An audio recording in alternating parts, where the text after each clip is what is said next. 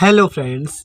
तो आज देख सकते हो, आज हम लोग बात करने वाले भौतिक विज्ञान के पेपर 2022 की। ठीक है, 346 जीजी इसका संकेतांक है। ठीक है, तो बात करें कि आप अगर बोर्ड एग्जाम 2023 की तैयारी कर रहे हो, आपको एग्जाम देना है, तो आपके लिए पेपर बहुत ज़्यादा इंपॉर्टेंट है, क्योंकि हमें पता नहीं होता कि पेपर का पैटर्न कैसा आएगा। ठीक है, एग्जाम में कौन कौन से क्वेश्चन किस टाइप से आते हैं, तो आज हम उन सबको देखेंगे। इस 2022 का पेपर देख लोगे तो आपको पता चल जाएगा कैसा पेपर आपका 2023 में किस टाइप का आएगा। ठीक है, तो चलो 2022 का भौतिक विज्ञान का पेपर देखते हैं। देख सकते हो, पूर्णांक इसका 70 नंबर का है, 346 जीजी इसका संकेतांक है और 3 घंटे 15 मिनट का पेपर होता है। ठीक है, देख सकते हो यहाँ पे आपको सारे निर्देश दिए गए हैं, क्या क्या निर्देश होते हैं। ठीक है, तो चलो देखते हैं, हम लोग इस पेपर को पूरा देखते हैं बहुत अच्छे से। ठीक है, तो चलो देखते हैं। पेपर का पहला पन्ना खुल रहा है, जैसे कि देख सकते हो आप। देखते हैं जैसे कि देख सकते हो यहाँ पे, जैसे आपको यहाँ पे वही सब संकेतांक दिया गया है। उधर हिंदी में दिया गया था कि खंड या विस्तृत उत्तरी है, प्रत्येक प्रश्न 5 अंक के है, इस खंड के चारों प्रश्नों में आंतरिक विकल्प का चयन प्रदान किया गया है। ठीक है, तो ये सब बताया गया है, तो उसकी दिक्कत नहीं है। आप देखो, देखते हैं खंड नंबर आ। खंड आ देखते हैं हम लोग, सेक्शन ए। तो देखो ये पहला नंबर सेक्शन है आपका फिजिक्स का। तो देखो बात करें क्लास 12 फिजिक्स पे, तो आपका सबसे पहले उस पर बहुविकल्पी क्वेश्चन पूछे जाते हैं, फिर उसके बाद दूसरे क्वेश्चन होते हैं। ठीक है, तो देखो सेक्शन ए पे जो है हमारे ऑब्जेक्टिव क्वेश्चन है। पहले का नंबर क्वेश्चन देखो, कह रहा निर्वात की वैद्युतशीलता का मात्रक होता है।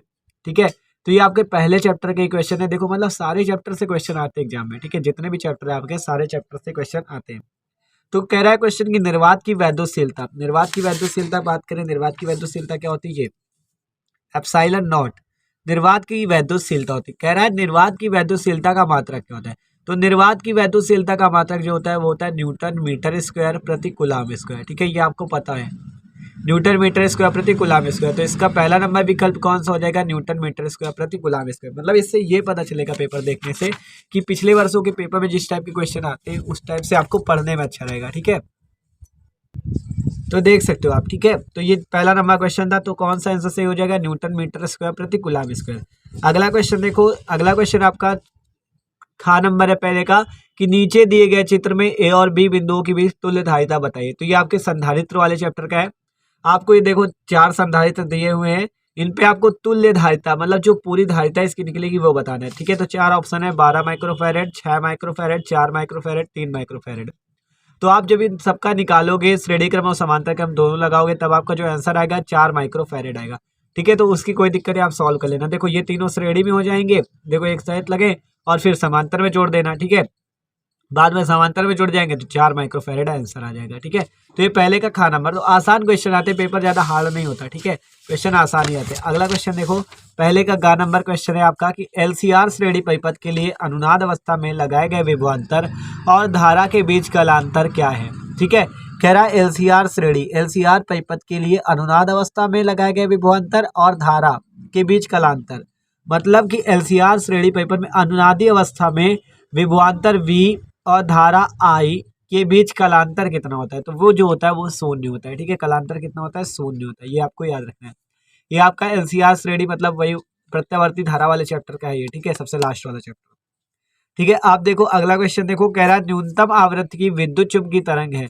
मतलब इनमें से कौन सी तरंग ऐसी है जो कि न्यूनतम आवृत्ति की है? ठीक है, पराबैंगनी किरणें, एक्स किरणें, गामा किरणें, माइक्रो तरंगे। तो जो माइक्रो तरंगे हमारी, ये न्यूनतम आवृत्ति मतलब इनकी आवृत्ति सबसे कम होती है। ठीक है, तो देख सकते हो ये क्वेश्चन है। अगला क्वेश्चन देखो, पहले का अंगा नंबर, कह रहा है किसी प्रिज्म के प्रिज्म कोण और न्यूनतम कोण के मान बराबर ए हो तो प्रिज्म के पदार्थ का अपवर्तनांक कितना होगा? तो इसको आपको सॉल्व करना पड़ेगा। देखो कैसे, प्रिज्म कोण और न्यूनतम विचलन कोण के मान बराबर हैं।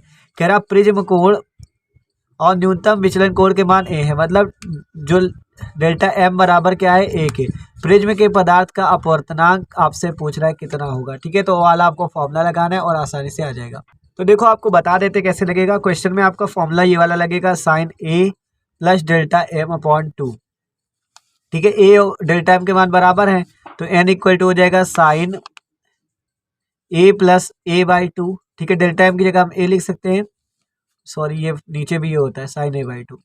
फॉर्मूला पूरा होता है एन बराबर sine A plus delta M by 2 upon sine A by 2। ठीक है, ये पूरा फॉर्मूला होता है, साइन ए अपॉन 2 बटे में भी होता है। ठीक है, आप देखो क्या हो जाएगा, N equal to sine A plus A जुड़ जाएगा तो कितना होगा? साइन 2a अपॉन ए, और नीचे ये कितना है? Sine A by 2। ठीक है, नीचे कितना? Sine A by 2। ठीक है। ए प्लस ए जुड़ गया साइन 2a अपॉन ए, और नीचे ए था। अब देखो यहाँ ए से 2a अपॉन 2, यहाँ पे 2 है, ठीक है, 2a अपॉन 2, देखो a plus A 2a upon 2, ठीक है, ये ऐसे होता है, ये इतना, ठीक है, साइन ये। अब 2a अपॉन 2, 2 से 2 कैंसिल हो जाएगा तो कितना बचेगा, साइन a अपॉन नीचे कितना बचेगा, साइन a बाई 2, ठीक है। अब आपको करना क्या है, यहाँ पे साइन a का फॉर्मूला लगा देना है। साइन a का फॉर्मूला कितना होता है, 2 sine a by 2 into cos a by 2, ठीक है, कॉस a बाई 2 अपॉन यहाँ पे sine a by 2। Sine a by 2 से sine a by 2 cancel, n equal to कितना आ जाएगा, 2 कॉस a बाई 2, ठीक है। तो देख सकते हो इसका आंसर क्या आ जाएगा, 2 कॉस a बाई 2, ठीक है। तो देख सकते हो आसान है एकदम, ठीक है। अगला क्वेश्चन देखो, कह रहा है कि जर्मेनियम को पी टाइप अर्धचालक बनाने के लिए अपद्रव्य पदार्थ को मिलाया जाता है, फास्फोरस में, एंटीमनी में, एल्युमिनियम में, नाइट्रोजन में। तो जो जर्मेनियम को जब पी टाइप अर्धचालक बनाना होता है तो उसे कौन से अपद्रव्य में मिलाया जाता है, एल्युमिनियम में, ठीक है। तो देख सकते हो, तो अब इसी टाइप जैसे हिंदी में क्वेश्चन दिए गए थे, आपको 6 क्वेश्चन दिए गए थे, पहले के 4 नंबर तक क्वेश्चन थे, देख सकते हो, गा था, घा, अंगा, और इसी टाइप से 4 नंबर तक क्वेश्चन थे, ठीक है। ये 4 नंबर क्वेश्चन था, मतलब 6 क्वेश्चन, पहले का जो बहुविकल्पी क्वेश्चन होता है उस पे 6 क्वेश्चन होते हैं जो कि एक एक नंबर के होता है, तो 1 गुणे 6 मतलब 6 नंबर आप पक्के कर चुके हो यहाँ पे, ठीक है। आप देखो अगला देखते हैं, यहाँ पे दूसरा नंबर क्वेश्चन, ठीक है। ये देखो जैसे यहाँ पे हिंदी पे था, अब यहाँ पे इंग्लिश पैटर्न भी दिया गया है, पूरा पूरा इंग्लिश पे भी दिया गया है। देखो वही क्वेश्चन है ना, सब इंग्लिश पे, मतलब हिंदी और इंग्लिश दोनों टाइप पे पेपर आता है, देख सकते हो। यहाँ पे इंग्लिश के क्वेश्चन है, ठीक है, पूरे क्वेश्चन वही इंग्लिश पे दिए गए।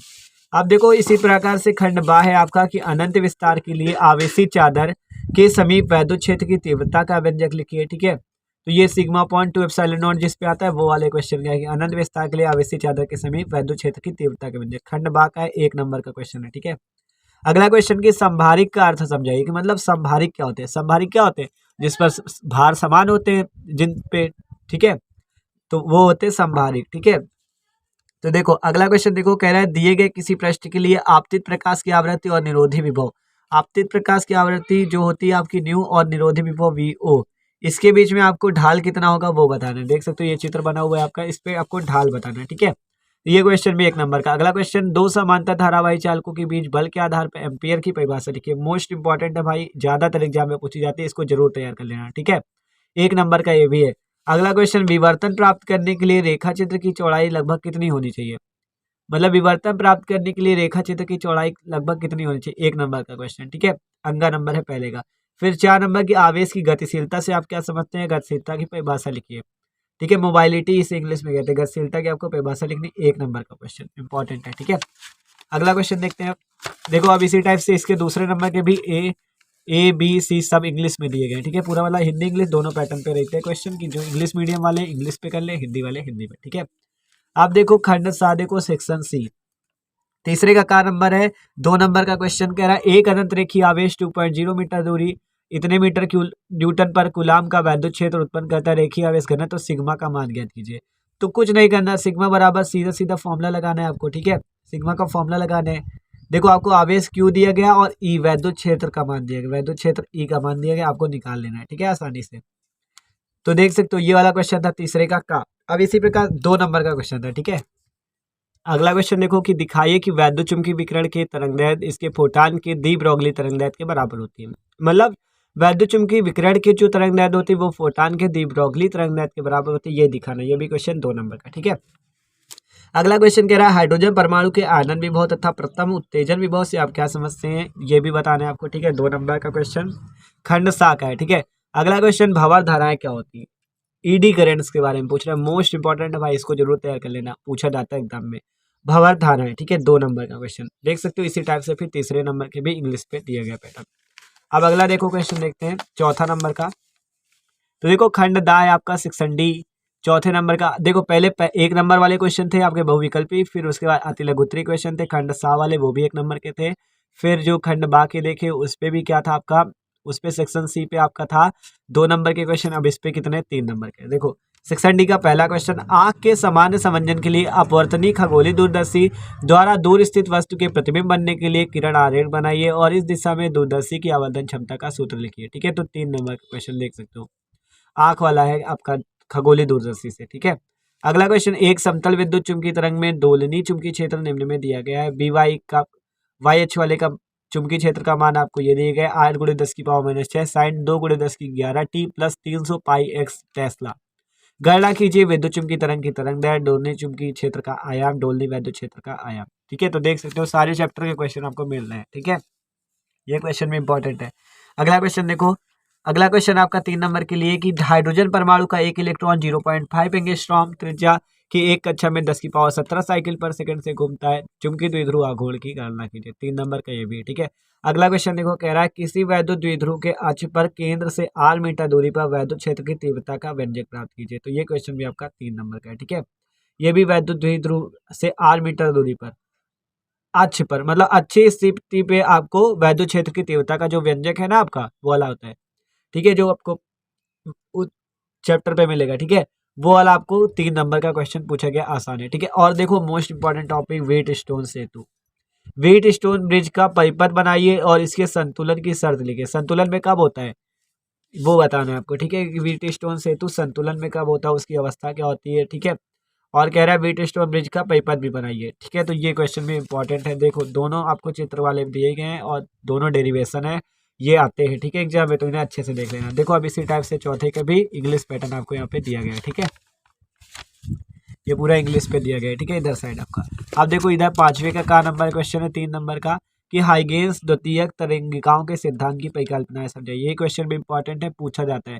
ठीक है, द्वितीयक तरंगिकाओं का सिद्धांत इंपॉर्टेंट है, इसे याद कर लेना। ठीक है, अगला क्वेश्चन देखो चौथे का दो कुंडलियों के अन्योन्य प्रेरण गुणांक की परिभाषा दीजिए। इसका मात्रक बताइए और मात्रक की परिभाषा लिखिए। ठीक है, अन्योन्य प्रेरण गुणांक की बात कर रहे हैं। ठीक है, तो ये क्वेश्चन भी 3 नंबर का है। अगला देखो कह रहा है एम्पियर के परिपथी नियम के प्रयोग से एक अनंत लंबाई के सीधे धारावाही चालक तार के कारण चुंबकीय क्षेत्र का व्यंजक प्राप्त कीजिए। ये क्वेश्चन भी 3 नंबर का। और देखो फिर इसके बाद घ नंबर पे इंपॉर्टेंट क्वेश्चन की एक ट्रांसफार्मर की प्राथमिक कुंडली, ये आपका वो वाले चैप्टर का है ना प्रत्यावर्ती धारा की। एक ट्रांसफार्मर की प्राथमिक कुंडली से कितनी धारा ली जाती है जो 220 ओम प्रतिरोध के एक मशीन को चलाने के लिए 220 वोल्ट को 22 वोल्ट में परिवर्तित करता है। 3 नंबर का क्वेश्चन। और देखो इस पे अथवा भी लगा हुआ है बीच में, चाहे ये वाला क्वेश्चन कर सकते हो या बीच में अथवा लगा है मतलब नीचे वाला क्वेश्चन भी कर सकते हो। कह रहा है चल कुंडली धारामापी में कुंडली एक एल्युमिनियम फ्रेम पर क्यों लपेटी जाती है। मतलब जो चल कुंडली धारामापी होती है उसमें कुंडली एक एल्युमिनियम फ्रेम पर क्यों लपेटी जाती है, ये पूछ रहा है। फिर क्वेश्चन दिया गया है 12 ओम प्रतिरोध की कुंडली का एक धारामापी 2.5 मिली एम्पियर की धारा के लिए पूरे स्केल विक्षेप प्रदर्शित करता है। इसे 0 से 7.5 एम्पियर के परास के अमीटर से कैसे परिवर्तित करेंगे। ठीक है, तो चाहे आप ये वाला क्वेश्चन कर लो चाहे ये वाला कर लो, 3 नंबर मिलेंगे, दोनों में से एक कर सकते हो। ठीक है, इसी प्रकार से अंगा नंबर क्वेश्चन देखो, कह रहा पीएन संधि डायोड का उपयोग करते हुए अर्ध तरंग दृष्टिकारी के लिए परिपथ आरेख बनाइए तथा इसकी क्रियाविधि लिखिए। ठीक है, तो ये क्वेश्चन भाई इंपॉर्टेंट है, इसे अच्छे से देख लेना, ये वाला पूछा जाता है एग्जाम में। ठीक है, 3 नंबर के क्वेश्चन है 5वें वाले। ठीक है, अगले क्वेश्चन देखो। अब देखो यहाँ पे वही इंग्लिश टाइप दिया गया पूरा 5वें का। ठीक है, पूरा इंग्लिश पैटर्न दिया गया है। अब यहाँ पे देखते हो 6 नंबर का क्वेश्चन 6वें का। ठीक है, खंड या सेक्शन ई का। ठीक है, 5 नंबर पे देखो कह रहा है समानता प्लेट संधारित्र की धारिता के लिए व्यंजक प्राप्त कीजिए, जबकि प्लेटों के बीच परावैद्युत पदार्थ भरा और संधारित्र की धारिता किन किन बातों पर निर्भर करती है ये भी बताइए। ठीक है, तो 5 नंबर का क्वेश्चन है। ठीक है, आप चाहे ये वाला क्वेश्चन कर लो या बीच में अथवा लगा हुआ है। कह रहा है वैद्युत परिपथी संबंधी किरचॉफ के नियम लिखिए। मतलब किरचॉफ के आपको नियम लिखने हैं। दिए गए परिपथ में प्रत्येक प्रतिरोध में धारा की गणना कीजिए। मतलब जितने भी प्रतिरोध, ये वाला प्रतिरोध, ये और ये, इन पे आपको धारा बतानी I1 I2 और I3 के मान बताने हैं। ठीक है, मतलब ये I1 धारा, I2 धारा, I3 धारा, इन तीनों के मान बताने। तो चाहे ये वाला क्वेश्चन कर लो चाहे ये वाला क्वेश्चन कर लो, 5 नंबर आपको मिल रहे हैं। ठीक है, देख सकते हो इंपॉर्टेंट है संधारित्र वाले चैप्टर से, ये आपका किरचॉफ के नियम वाले से। ठीक है, फिर इसी टाइप से यहाँ पे इंग्लिश पैटर्न आपको नीचे दिया गया है। ठीक है, अगला क्वेश्चन देखो। अगला आपका 7वां नंबर क्वेश्चन कह रहा है निम्न दिए गए परिपथ में ज्ञात कीजिए संधारित्री प्रतिघात प्रेरकी प्रतिघात परिपथ की प्रतिबाधा धारा और वोल्टेज के बीच का अंतर, वोल्टेज का वर्ग माध्य मूल मान। ठीक है, V0 मतलब पूछ रहा है इसमें। ठीक है, तो देख सकते हो ये वाला आपको चित्र दिया गया, इसको आपको सॉल्व करना है। कितने नंबर का है, 5 नंबर का। ठीक है, और बीच में यहाँ पे अथवा भी लगा हुआ है। अथवा के बाद आपको ये वाला क्वेश्चन है कि गोलीय अपवर्तक पृष्ठ के द्वारा अपवर्तन के लिए सूत्र लिखिए और इसकी सहायता से पतले लेंस के लिए सूत्र, ये इसका निगमन करना है हमें। मतलब इस सूत्र का निगमन करना है, ये वाला होता है ना गोलीय अपवर्तक पृष्ठ, तो वो वाला है। तो चाहे ये क्वेश्चन कर लो 7वें का, चाहे ये वाला कर लो, 5 नंबर के हैं। ठीक है, इसी टाइप से फिर आगे नीचे इंग्लिश दी गई है पूरी। अब देखो अगला क्वेश्चन 8वां आपका ये है कला संबद्ध स्रोत वाला, कि कला संबद्ध तथा कला असंबद्ध प्रकाशों के स्रोतों से आप क्या समझते हैं। यंग के द्विछेदी प्रयोग में छेदियों के बीच की दूरी इतनी, पर्दा इतने मीटर की दूरी पर रखा गया है, केंद्रीय दीप्त फ्रिंज एवं चतुर्थ दीप्त फ्रिंज के बीच की दूरी इतनी है, प्रयोग में प्रयुक्त प्रकाश की तरंगदैर्घ्य ज्ञात कीजिए। 5 नंबर का क्वेश्चन, ठीक है। और इसके बाद यह यहाँ पे नीचे भी आपको क्वेश्चन दिया गया है, ये अथवा लगा है, ये वाला क्वेश्चन दिया गया धातु का कार्यफलन वाला। तो ये वाला आसान क्वेश्चन, इसको भी कर सकते हो, चाहे ये वाला कर लो, दोनों क्वेश्चन इंपॉर्टेंट है, ठीक है, देख सकते हो।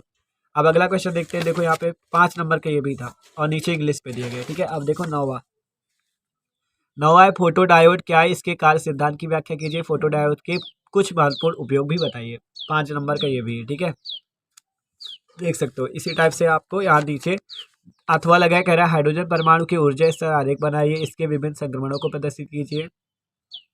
लाइमन श्रेणी की सबसे छोटी तथा सबसे बड़ी तरंगदैर्घ्य की गणना कीजिए। मतलब लाइमन श्रेणी, बामन श्रेणी, पासन श्रेणी, जो आपको उसकी पूरा आरेख बनाना है, ठीक है। तो देख सकते हो ये 9वें नंबर का क्वेश्चन था और ये आपका पेपर पूरा हो चुका है, खत्म, देख सकते हो। यहाँ पे आपको सारे भौतिक नियतांकों के मान भी दिए गए, एच का मान, सी का मान, जी, ई, ठीक है, सारे मान भी दिए गए, देख सकते हो। तो देख सकते हो भाई, ये आपका पूरा पेपर था आपका, ठीक है। भौतिक विज्ञान का पेपर था 2022 का, 346 जीजी इसका संकेतांक था, ठीक है। तो वीडियो अच्छा लगा हो तो भाई प्लीज़ लाइक भी कर देना, इससे आपको ये पता चल जाएगा कि पेपर कैसा आना है एग्जाम में, ठीक है। तो आप एग्जाम की तैयारी बहुत अच्छे से कर पाओगे। तो okay, thanks for watching this video.